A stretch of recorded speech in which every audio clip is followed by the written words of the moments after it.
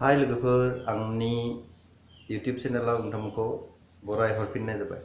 दिनै मोनसे गोनां टपिकनि सायाव जों बाथ्रा रायज्लायनो नागिरदों। बे टपिकआनो जाबाय जे जोंनि PAN card, permanent account number आरो आधार कार्डखौ बोरै लिंक खालामनांगौ। जोंनि आसामाव आधार कार्डनि खामानिया जोबोद लेटै सफैदों। गोबांनिनो आधार कार्ड गैया। आधार कार्ड गैयाफोरा मा खालामनांगौ बेखौ गुबुन भिडिअ जों रायलायगोन।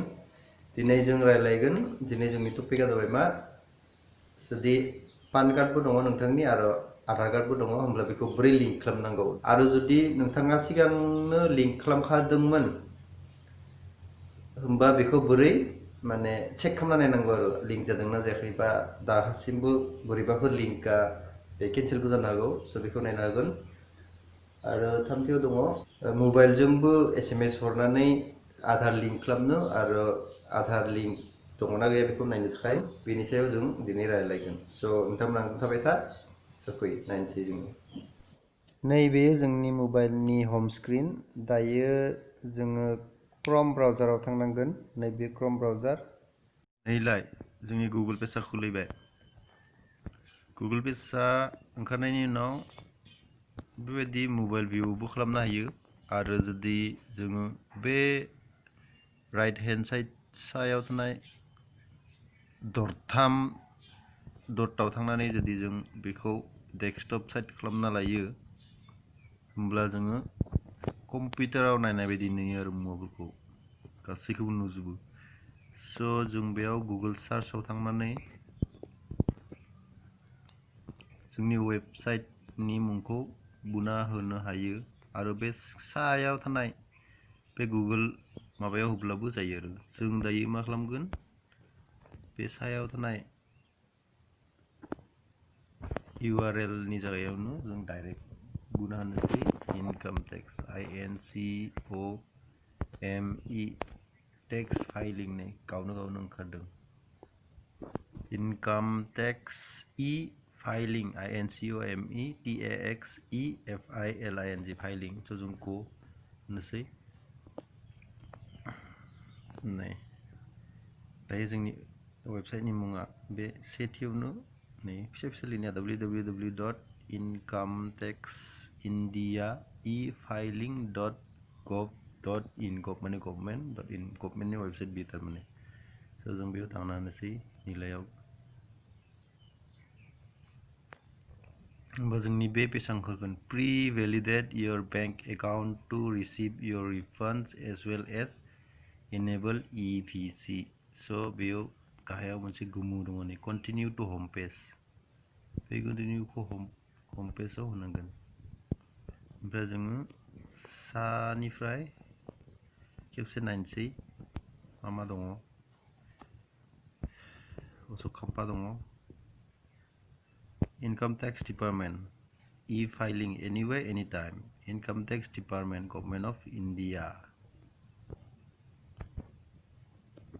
बेनि बे लेफ्ट हेन्ड साइडनि सेयाव दङ फाइल DTVSV फर्म निउ।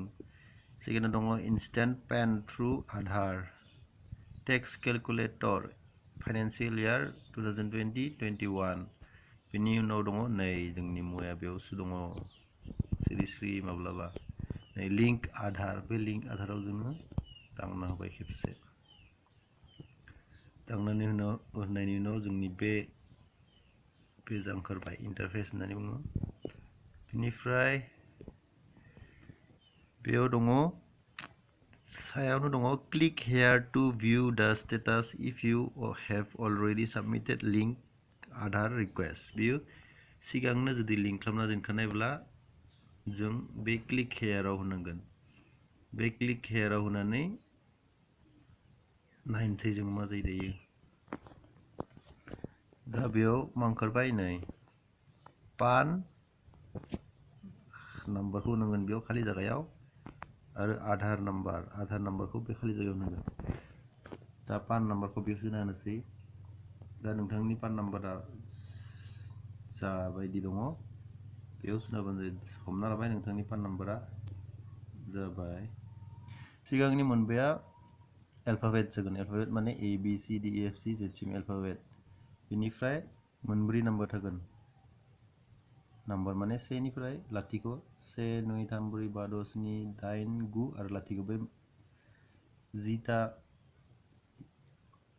नाम्बारजोंनो जों गासैखौबो लिरनो हायो स' बेनिनो मादाव थागोन बेनि उनाव आरो लास्टाव मोनसेबाव एल्फाबेट थाबावगोन माने बेबायदि नोंथांनि जि बायदि दङ बेखौ बेयाव सोनानै हो A111 ए आं जाबायदि होदों बेबायदि दासो आरो नोंथांनि पान कार्डखौ नायनानै बेयाव पान नाम्बार सा दङ बेखौ बेयाव सोनानै होनांगोन बेनि उनाव नैथियाव जों आधार कार्ड नाम्बारखौ नांगोन आधार कार्ड नाम्बारा गासैबो नाम्बार जोब बेयाव जा नाम्बार दङ बेखौ होबानो जाबाय बेनि उनाव जों मा खालामनांगोन बेयो थिक जानायनि उनाव बे भिउ लिंक आधार स्टेटास बे भिउ लिंक आधार स्टेटासआव सेरना होनांगोन सेरना होब्ला बेबायदि ओंखारगोन जुदि अलरेडि नोंथांनिया रेजिस्टार दंखायोब्ला बेबायदि ओंखारगोन आरो जुदि गैयाब्ला गुबुन ओंखारगोन बा एरर ओंखारगोन आरो बेखिनियानो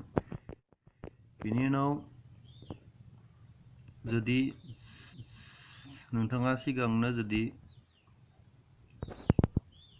लिंक खालामखायाखै होमबा जोङो आवगायनि बायदिनो हम पेजाव थांनानै लिंक आधाराव थांफिननांगोन नैबे जोंनि लिंक आधार पेजआ बेयाव फिलआप खालामनांगोन बेयाव पान नाम्बारखौ होदो नैथियाव आधार नाम्बार नेम एज पार आधार नाम्बाराव नोंथांनि मुङा जेबायदि दङ बेखौ बेयाव होनांगोन बेनिफ्राय I have only year of birth in Aadhaar कार्डआव जुदि नोंथांनि खालि जोनोमनि इयारल' दङ जोनोमनि इयारा माने बोसोराल' दङ 1987 1986 1983 बेबायदि जुदि दङ होमबा बेयाव टिक खालामना होनांगोन आरो जुदि जोंनि गोदानफोरनि बायदि जुदि डेट मान्थ माने दिन ओमफ्राय मान्थ मांखौ ओमफ्राय इयार जुदि बोसोरनियाबो गासिबो दंजोबोब्ला बेखौ टिक खालामनाङा बेनिफ्राय बे I agree to validate my Adhar details with UIDAI बेयाव क्लिक होनांगोन क्लिक होनायनि उनाव बे जि दङ केपसा कड B6WG76 बेयो खेबफ्रोमबो गुबुन गुबुन फैयो बेखौ बे डाउनाव लिरना होनांगोन बेयाव जाबायदि दङ ओमफ्राय जाबायदि दङ बेखौ लिरना होनांगोन लिरना होनायनि उनाव बेयाव मोनसे अपसन दंबावो भिजुअलि challenge users can use the below OTP option instead of image captcha visually challenge माने हल जायफोरनि मेगना मोजां नङा माने मेगनाव जुदि माबा प्रब्लेम थायोब्ला बा नुवाब्ला बियो बेखौ बे रिक्वेस्ट OTP आव क्लिक होनानै खालामनांगोन आरो जोंना जिहेतु सब थिगानो दङ आसा खालामो गसाया गावसोरनिखौ मोजाङै लाखियो होमबा जाजोब्बाय बियो बेखौ जेबो खालामनाङा टिक होनाङा बिनि उनाव लिंक आधार कार्डआव सेरना होब्लानो जाबाय होमब्लानो बेयाव फाइलिं जागोन SMS हरनानै बोरै जों आधार आरो पान कार्डखौ लिंक खालामनो हायो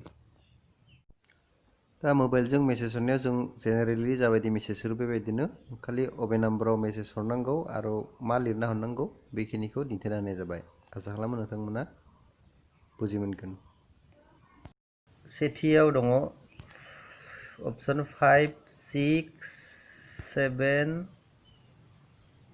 6 7 8 बेयाव जों हरनो हायो नङाबा बेयाव हराब्ला 5 6 1 6 1 बेयावबो जों हरनो हायो दा जोङो सेथियाव जेखौ होदों बेयावनो हरनो नागिरनोसै 5 6 7 6 7 8 बेनि उनाव जोंनि बे टाइप टेक्स्ट मेसेज बेयाव जों थांसै थांनानै जोङो मा होनांगोन इउ गासैखौबो गिदिर लाजोबनांगोन I UIDPAN UIDPAN बेनिफ्राय स्पेस नांगोन बिनि उनाव जोंनि 12 डिजिट आधार नाम्बार जोंनि 12 डिजिट आधार नाम्बारखौ होनांगोन बायना होनाय बायदिनो नोंथांनिया जि बेखौ हो बेनि उनाव आरो मोनसेबाव स्पेस होनांगोन ओमफ्राय बेखौ स्पेस होनानै बेबायदि जोंनि पान नाम्बारखौ होनांगोन बेनिफ्राय बेखौ सेन्ड खालामब्लानो जाबाय बे गोथां माबायाव सेन्ड खालामब्लानो बिसोरनिफ्राय जा रिप्लाइ फैयो बे रिप्लाइखौ नायब्लानो नोंथांनिया लिंक दङना गैया बेखौ मिथिगोन आरो लिंक जुदि गैयाब्ला बिसोरो बेखौ नायनानै लिंक खालामनानै होगोन बेबायदिनो जोङो लिंक खालामना होनो हायो SMS खौ होनो थाखाय मबाइलाव रां थानांगोन माने बेलेन्स आरो जा मबाइलाव आधार लिंक दङ बे नाम्बारासो जानांगोन लोगोफोर दिनैनि टपिकआ बेखिनियानो दंमोन आसा खालामो नोंथांमोना बुजि मोनदों भिडिअखौ जुदि नायनानै मोजां मोनदों लाइक खालाम कमेन्ट खालाम साबस्क्राइब खालाम गोदान चेनेल एकदमबारे गोदानथार आरो बेखौ नुनानै बाय बाय